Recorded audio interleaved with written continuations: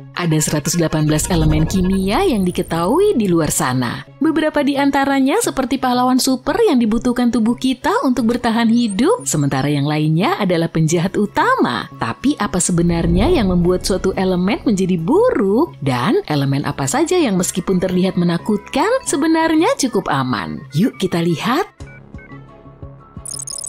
Jadi ada berbagai kategori kejelekan dalam tabel periodik. Pertama ada geng radioaktivitas. Elemen-elemen ini seperti bintang rock yang berbahaya. Kita sedang membahas tentang unsur-unsur dari nomor atom 84, polonium, hingga unsur super baru 118, oganeson, yang ngomong-ngomong baru mendapatkan namanya pada tahun 2016.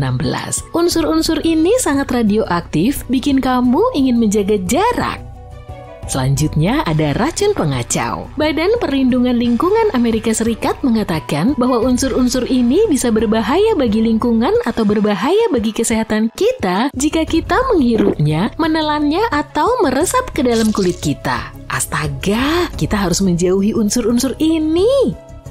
Terakhir ada unsur reaktif jahat. Unsur-unsur ini seperti pemberani yang berapi-api dalam tabel periodik. Unsur-unsur ini sangat reaktif sehingga bisa terbakar sendiri secara spontan. Unsur-unsur ini bahkan bisa terbakar di bawah air dan membuat ledakan besar di udara. Jadi sebaiknya berikan unsur-unsur ini ruang dan amati saja dari jauh.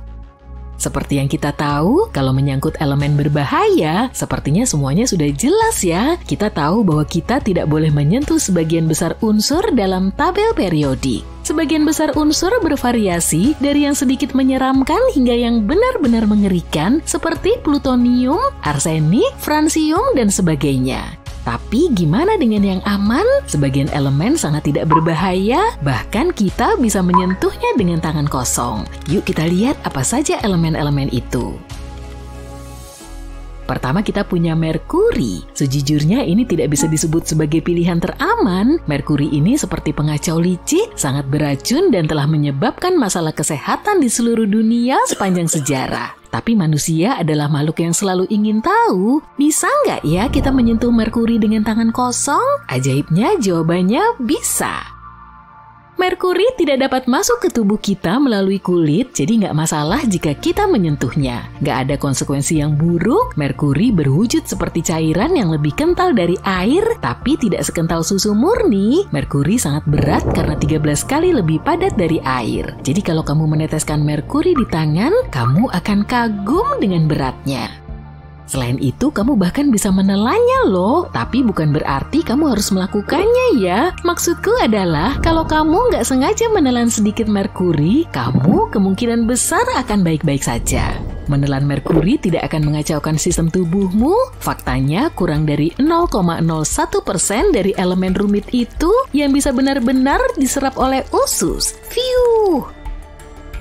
Tapi ada yang namanya keracunan merkuri nih. Hanya saja bukan karena kita memakannya. Hal ini biasanya terjadi ketika logam tersebut terakumulasi dalam tubuh seiring waktu, baik melalui garam atau senyawa organik. Sebagai contoh, kegiatan seperti membakar batu bara dan menambang emas melepaskan merkuri ke lingkungan.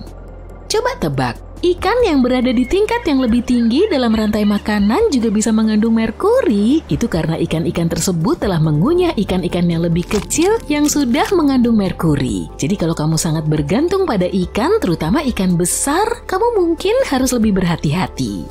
Semua ini berarti bahwa kita tidak boleh terlalu bebas dan ceroboh dengan merkuri. Unsur ini masih cukup berbahaya. Sebagai contoh, jangan menyentuh merkuri kalau kulitmu luka. Hal lain yang perlu diwaspadai adalah ketika tetesan kecil merkuri berubah menjadi uap. Cara termudah bagi merkuri untuk masuk ke dalam tubuh kita adalah melalui pernapasan. Yuk jaga jarak dari uap yang berbahaya itu, dan juga awasi benda-benda seperti baterai, termometer, dan lampu yang mengandung merkuri. Tapi ini kabar baiknya nih, keracunan merkuri sangat jarang terjadi, jadi kamu nggak perlu terlalu takut meski merkuri bisa sedikit mengganggu. Selama kita sadar dan melakukan tindakan pencegahan, kita masih bisa bersenang-senang dengan aman. Ada beberapa unsur yang jauh lebih aman daripada merkuri, contohnya fosfor. Fosfor bagaikan bintang pertunjukan selalu bersinar terang. Sebenarnya fosfor adalah salah satu elemen penting bagi kehidupan, sama seperti elemen-elemen lain yang menyusun tubuh kita. Fosfor hadir dalam berbagai bentuk, salah satunya adalah zat putih seperti lilin yang bisa kamu sentuh dengan tangan kosong. Keren ya? Tapi tunggu dulu, ada yang perlu diperhatikan. Jenis fosfor ini bisa sedikit rumit, fosfor ini sangat reaktif dan bisa terbakar jika ada kesempatan. Inilah fakta serunya. Fosfor dikenal sebagai elemen batang korek api karena fosfor pernah digunakan di ujung korek api untuk membuatnya menyala dengan sekali jentikan. Jadi fosfor ini seperti teman yang nakal yang selalu menunggu untuk ngeprank kamu. Jelas bukan sesuatu yang mau kamu simpan di rumah. Jangan khawatir, tidak semua bentuk fosfor seperti itu. Ada juga jenis lain seperti yang ditemukan dalam tubuh dan gigi kita yang benar-benar aman. Fosfor ini diperlukan agar kita tetap kuat dan sehat. Lalu ada juga fosfor merah yang tidak berbahaya bagi kulit dan kamu bisa menyentuhnya dengan tangan kosong. Jadi meski kamu bisa menyentuh fosfor tertentu, sebaiknya serahkan saja kembang api ini kepada ahlinya. Utamakan keselamatan, teman-teman. Selanjutnya kita punya bromin. Bromin mungkin terdengar seperti nama pahlawan super, tapi pada kenyataannya unsur ini lebih seperti penipu licik yang selalu merencanakan sesuatu yang menarik. Bromin berwujud cairan, ini cukup unik untuk sebuah elemen. Sebagian besar elemen berbentuk padat atau gas. Dan coba tebak, bromin ini seperti bunglon karena bisa berubah warna. Bromin bisa berwarna merah, coklat, atau bahkan hitam. Keren juga sih.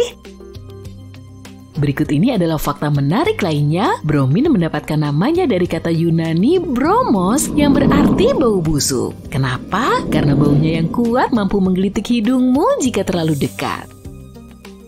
Selain sifatnya yang unik, bromin juga memiliki beberapa kegunaan praktis. Bromin digunakan sebagai penahan api untuk membantu menjaga barang-barang tetap aman dan mencegah api menyebar terlalu cepat. Jadi meskipun bromin sedikit rumit, senyawa ini punya tugas sendiri untuk membuat dunia menjadi tempat yang lebih aman.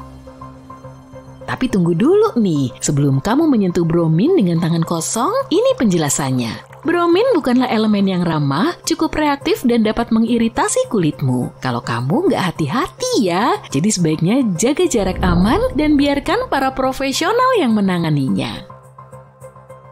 Terakhir, karbon. Karbon seperti pahlawan super dari dunia unsur kimia, ada di mana-mana, membentuk blok-blok bangunan kehidupan. Jelas saja kamu bahkan terbuat dari karbon, tubuhmu, otakmu, kulitmu. Karbon adalah bahan utama yang menjadikan kamu. Iya, kamu. Karbon juga sangat serbaguna. Bentuk karbon bisa beragam seperti ahlinya berubah bentuk. Bisa berupa berlian yang berkilauan, ujung pensil yang lembut, atau bahkan gumpalan batu bara hitam yang misterius. Karbon ada di udara yang kita hirup, makanan yang kita makan, serta pepohonan dan tanaman yang mengelilingi kita.